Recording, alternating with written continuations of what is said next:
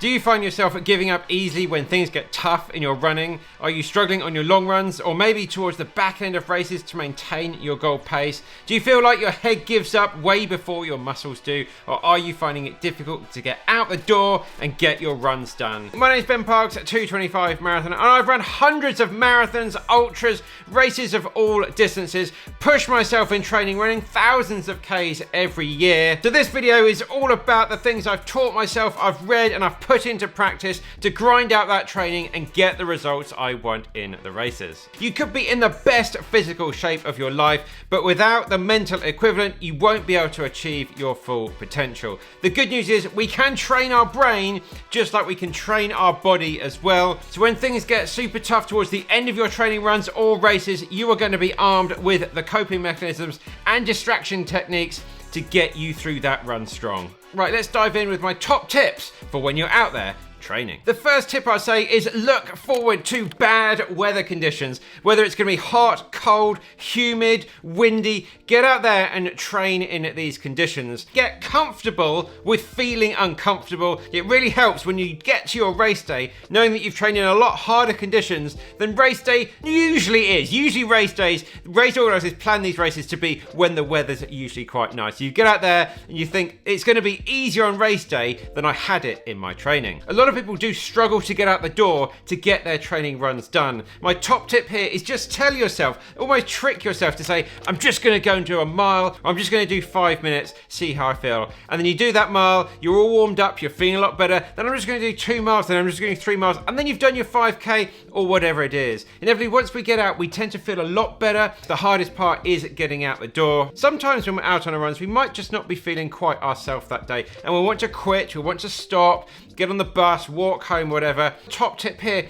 is just focus on something in the distance to aim for. The next lamppost, the next shop, the next person up in the distance, and just start ticking off those little wins. Really helps in getting ourselves right to the end of our run. If you're the kind of person that maybe bails on their runs, doesn't make it all the way to the end, just does a few reps and thinks that's enough, I'm off home now, then I'd really recommend potentially joining a run club in your local area. Potentially something like parkrun each week, good gym, maybe there's a local run club from your local running shop. Have that accountability, turning up at a certain place at a certain time every week, everybody coming together to get their training done. Right, moving on with some long run tips. This is what so many people struggle with. Now my top tip here with your long runs is to chunk them down, to break them down into manageable blocks. My absolute classic is 5K on, 5K off.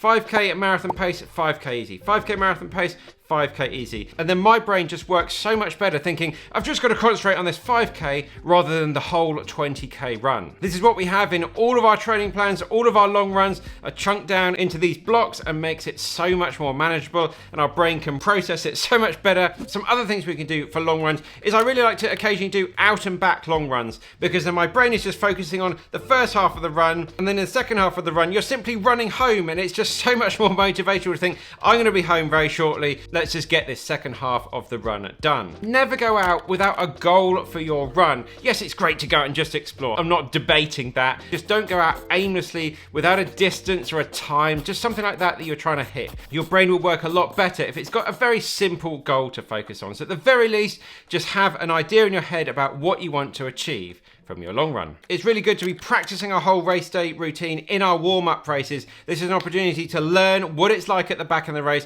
learn to suffer, learn what it's going to be like, and learn what those race conditions will be like. Practice, practice, practice, and be far more motivated and excited once that race day comes round. And then my final tip in this section is to simply focus on the particular week that you're running in at the time. When you start a training plan and you flick through it, you might see, oh, in 10 weeks time, I've got a 23-mile long run. I can't do that, and that can be really demotivating. Don't look towards the end of the plan. You will get there. You've got 10 weeks of work. With all run training, it's a gradual process, and it takes time to build that mental strength over the course of the whole training plan. Right, moving on to race day tips, when we've got to put everything into practice. And very similarly, try and break your race down into chunks as well. If you're standing on the start line of a 100-mile race, I've got 100 miles to go. Your brain is going to be absolutely fried and scared and worried. And so instead just focus on maybe I've got 10 miles to the first aid station. That's all I'm going to be thinking about. For me, when I'm marathon running, I do split the race into different sections. For me, it's always about the first 15k because my regular loop that I do all the time is 15k. So when I'm on the start line, that's what I'm focusing about, and it seems a very, very achievable amount.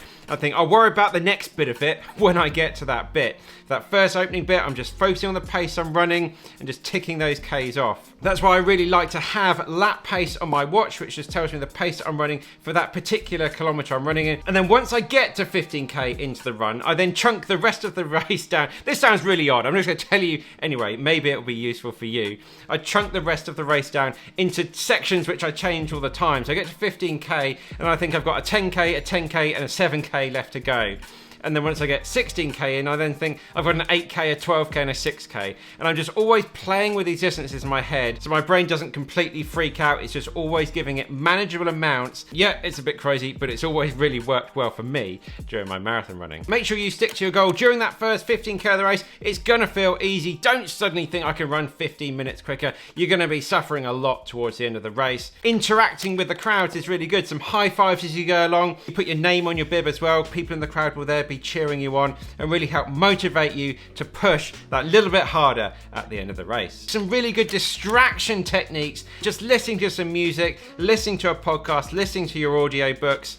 Again, it just keeps your mind distracted about what's going on. That is, of course, if you're allowed to in races. If you're allowed to wear headphones, then please do. If you're not, then please don't. Pick some people out in the distance and again, try and pick those things off. I'm always looking up ahead, trying to catch up with some other people, trying to go past them. But then one of the absolute classics that one of our legendary runners here from the UK did, Paula Radcliffe, was to simply count from 1 to 100 and then it restarted again. Things like that will completely detach you from what's going on around you. It just focuses the mind, keeps everything on track. Maybe give it a go in your training and see how you get on. And finally, some other things you can do when you're not running. Some things I really like to work on. And the first one being positive visualization. Visualizing myself crossing finishing lines, having a medal on, and what is that going to feel like when I achieve it and when it happens. Thinking about myself running strong in training and in races. Try and develop some positive mantras, some positive self-talk. Of course, here on the channel, my classic one is getting it done. It's really something I used to say all the time. It's now developed into a bit of a catchphrase and a bit of a thing that is so part of my whole ethos and what we do here on the channel. Remember your why, recall your why. Maybe you're raising money for charity. It's a big life goal. You're simply trying to keep healthy. You're making some new friends. Your brain needs that reason to get out of bed and train every day. Enter races that mean something to you and set goals that particularly excite you. Treat yourself to some new gear. Maybe have a look at benparks.com. We've got the best running hats and awesome technical tees to help you with your running as well. Feeling good in some quality kit and shoes. It just helps inspire confidence. Finally, remember to be kind to yourself. Your brain is simply trying to keep you alive, safe and well. Everyone faces these issues, I guarantee it. But with the right strategies, it is possible to push yourself further than you've ever realized before. Running is amazing, but it is an incredibly tough sport. I'm sure you're going to have a fantastic year of training ahead. If you want to see me push myself harder than I've ever had to before, then coming up next is my epic adventure on the 100k Ultra Trail Cape Town. All right, that's it, guys. We'll see you very soon in the next one.